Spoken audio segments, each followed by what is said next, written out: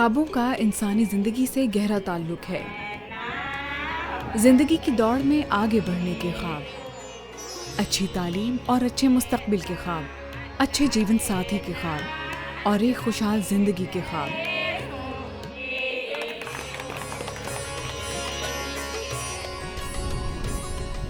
کچھ ایسے ہی خواب ماروی کے دیس عمرکوٹ کی سد بائی نے بھی دیکھے تھے۔ سد بائی کو اپنے خوابوں کو حقیقت کا روپ دینے کی مہلت ہی نہ ملی۔ گڑیوں سے کھیلنے کی عمر میں وہ ڈھول کی تھاپ پر سکھیوں کے جھرمٹ میں پیا گھر سدار گئی۔ میں 9 سال کی تھی اور میں پڑھ رہی تھی اسکول میں۔ میری امی نے بتایا کہ آپ کی شادی طے کر دی ہے۔ پھر میں سوچتی تھی شادی کیا ہے، اور پھر شادی کر دی، اور پھر گھر میں کوئی نہیں تھا، میں نے پڑھائی چھوڑ دی۔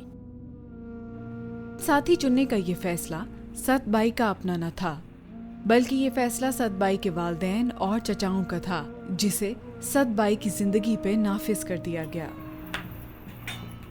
ست بائی کی شادی کم عمری میں اس لیے کر دی گئی کہ اس کی ساس بیمار رہتی تھی اور اسے سنبھالنے کے لیے گھر میں ایک بہو کی ضرورت تھی۔ یہ ذمہ داریاں اٹھانے کی نہ ہی اسے کوئی تربیت دی گئی تھی اور نہ ہی اس میں سکت تھی۔ شادی کے کچھ ماہ بعد ہی ست بائی امید سے ہو گئی، لیکن اسے نہیں معلوم تھا کہ اپنے پیٹ میں آنے والے مہمان کا خیال کیسے رکھنا ہے۔ نتیجتاً اس کا پہلا بچہ کچھ مہینوں ہی میں ضائع ہو گیا اور اسے کم عمری میں ایک بڑے کرب سے گزرنا پڑا۔ میرا پہلا بچہ 3 ماہ کا تھا، تو مجھے تھوڑی سی تکلیف ہوئی۔ میں اسپتال گئی، انہوں نے بولا کہ اب آپ کا ابارشن کرا دیں گے، بچہ اب نہیں ٹکے گا، تو انہوں نے کر دیا ابارشن، اور دوسرا بچہ 9 میں پورا تھا اور پیدا ہوتے ہی گزر گیا۔ بہت تکلیف ہوئی مجھے، جیسے میں مر رہی ہوں ایسی حالت ہو گئی تھی میری۔ دلشاد ماروی کے دیس تھر میں زندگی کی 40 بہاریں دیکھ چکی ہے۔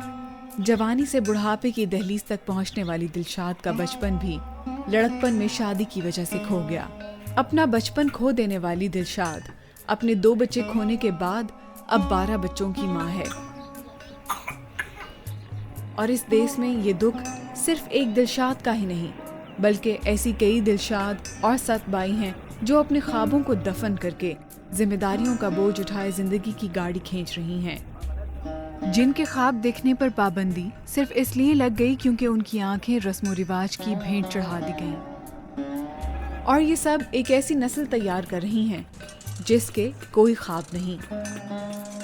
وہ آنکھیں جو کچھ کرنے، کچھ بننے کے خواب دیکھنا شروع ہی ہوتی ہیں کہ وہ خواب چھین کر رسم و رواج کی بھینٹ چڑھا دیا جاتا ہے۔ کو 18 سال جی، کو 15 سال جی، کو 16 سال جی، یہ عمر ہے، یہ عمر یہ ہے، کا 12 سال جی ہے، کو 13 سال جی ہے۔ بچوں کے امور کے لیے اقوام متحدہ کے ادارے یونیسیف کے اعداد و شمار کے مطابق 21% لڑکیوں کی 18 برس کی عمر تک شادی ہو چکی ہوتی ہے، جبکہ 3% لڑکیوں کی 15 برس سے کم عمر میں شادی ہو جاتی ہے، اور کئی سہاگنیں تو ایسی بھی ہوتی ہیں جنہیں زبردستی کسی ادھیڑ عمر شخص کے ساتھ نتھی کر دیا جاتا ہے۔ بسا اوقات ایسا خاندانی جھگڑے نمٹانے اور خون بہا معاف کرانے کے لیے کیا جاتا ہے۔ ان معاملات میں لڑکیوں کی مرضی بھی نہیں پوچھی جاتی، جیسے کوئی جانور ہو جسے منڈی میں بیچ دیا جائے۔ زبردستی کی یہ شادیاں زیادہ تر دیہی علاقوں میں اور معاشی استطاعت نہ رکھنے والے خاندانوں میں ہوتی ہیں، جہاں والدین معاشی اور معاشرتی تہذیبی اقدار کے زیر بار ہوتے ہیں۔ یونیسیف کے مطابق سندھ میں ایسی 72% لڑکیوں اور 25% لڑکوں کی زبردستی اور کم عمری میں شادیاں کر دی جاتی ہیں۔ سب سے زیادہ جو لوور کاسٹ ہندوز ہیں یا اسکیجولڈ کاسٹ ہندوز ہیں، ان میں بہت زیادہ ٹینڈنسی ہے کہ 12-11 سال کی 13 سال کی عمر کی بچی کی شادی کر دی جائے، کیونکہ انہیں یہ کانسٹنٹ خوف ہوتا ہے فورس کنورژن کا۔ لوگوں کا کہنا ہے کہ ہمارا یہ رواج یا خود ساختہ قانون ہے کہ لڑکی کے بالغ ہونے یا پہلی ماہواری کے بعد اسی مہینے اس کی شادی کر دی جاتی ہے، چاہے وہ کسی بھی عمر کی ہو، यानी औरत की शादी का तयन उम्र से नहीं माहवारी के आने से मशरूत है, जिसकी वजह ये घटिया अंदेशे भी हैं कि कहीं वो लड़की बालिग होने के बाद जिनसी ज्यादती का शिकार होकर या किसी से ताल्लुक बनाकर उनकी नाम निहात इज्जत पर बट्टा न लगा दे। इसको रिवाज माना जाता है कि शादी कर लो, इसकी उम्र 16, 17, 12 हो गई जितनी भी है, वो एक या तो उसको एक बोझ माना जाता है बेटी को, ठीक है, और दूसरा ये कि हमारी जो बच्ची है वो सेफ नहीं है और इज़्ज़त का भी मसला होता है। पाकिस्तान में कम उम्र की शादियां रोकने का कानून चाइल्ड मैरिज रिस्ट्रेंट एक्ट 1929 कहलाता है, जिसके मुताबिक लड़के की शादी की कम से कम उम्र 18 साल जबकि लड़की के लिए शादी की कम से कम उम्र 16 साल है। जब एक बच्चे या बच्ची की शादी कराई जाती है तो गोया जबरदस्ती उसे वक्त से पहले बलूगत वाली जिंदगी गुजारने पर मजबूर किया जाता है। उसी वक्त ये तसव्वुर अपनी मौत आप मर जाता है कि वो इंसान बच्चा या बच्ची है।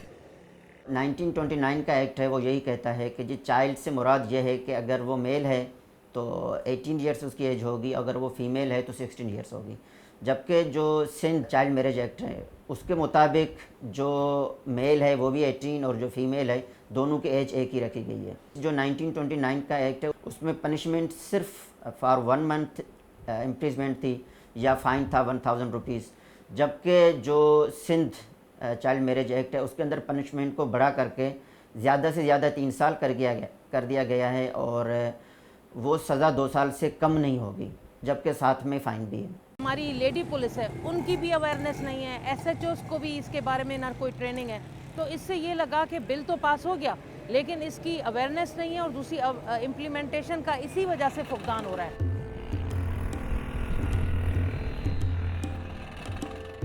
मजहब एक अहम समाजी इदारा है जो इंसानी माशरे की तश्कील में बुनियादी किरदार अदा करता है। इसके उसूल व नज़रियात ही समाज की कदरों का तयन करते हैं। सिन्फ नाजुक के मजहबी और समाजी मकाम की नौयत हमेशा से ज़ेर बहस रही है। हिंदू मत के मुताबिक शादी एक मुक़द्दस रिश्ता है। हिंदू शादी के निज़ामों में रियासत का कोई अमल दखल नहीं है, क्योंकि शादी समाजी दायरे के तहत एक निजी मामला रहा है। रिवायती बंधन के हवाले से बिलाशुबा सबसे अहम हिंदू संस्कार हैं। सिंध में रहने वाले हिंदू सिंधी कल्चरों रिवायात से मुतासिर हैं, जिसके बिना पर कई हिंदू घरानों में भी बच्चियों की कम उम्र में ही शादी कर दी जाती है। पहले तो माँ बाप सही फैसला ही करेंगे, गलत करेंगे नहीं, ठीक है। उसको किसी तरीके से उससे मालूम किया जाए या उसको उसके कानों तक ये बात पहुंचाई जाए कि आपका रिश्ता हम वहाँ कर रहे हैं फ़लाँ जगह पे फ़लाँ लड़के के साथ। अगर उसको कोई दिक्कत होती है तो किसी न किसी ज़रिए किसी तरीके से बता देती है, पर आज तक ऐसा कोई हुआ नहीं है कि किसी ने बोला हो कि मुझे ये ऐसा नहीं है। फिर वो उसको पसंद है नहीं भी है, वो उसके अंदर की बात।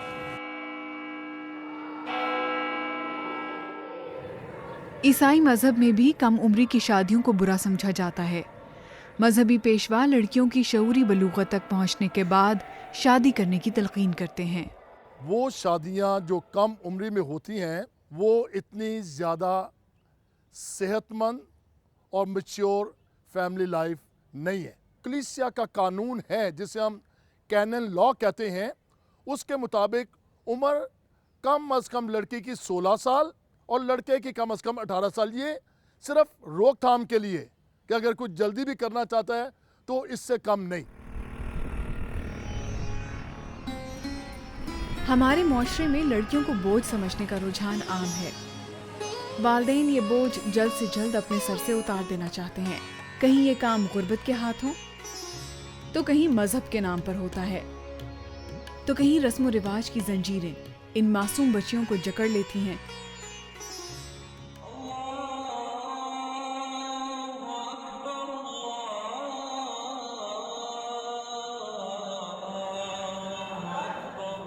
कुछ लोग कम उम्री की इस शादी को इस्लाम से भी जोड़ने की कोशिश करते हैं कि दीन कहता है कि जब लड़की बालिग हो जाए तो इसकी शादी कर दी जाए, और बलूगत का पैमाना इनके नज़दीक सिर्फ माहवारी का आना है।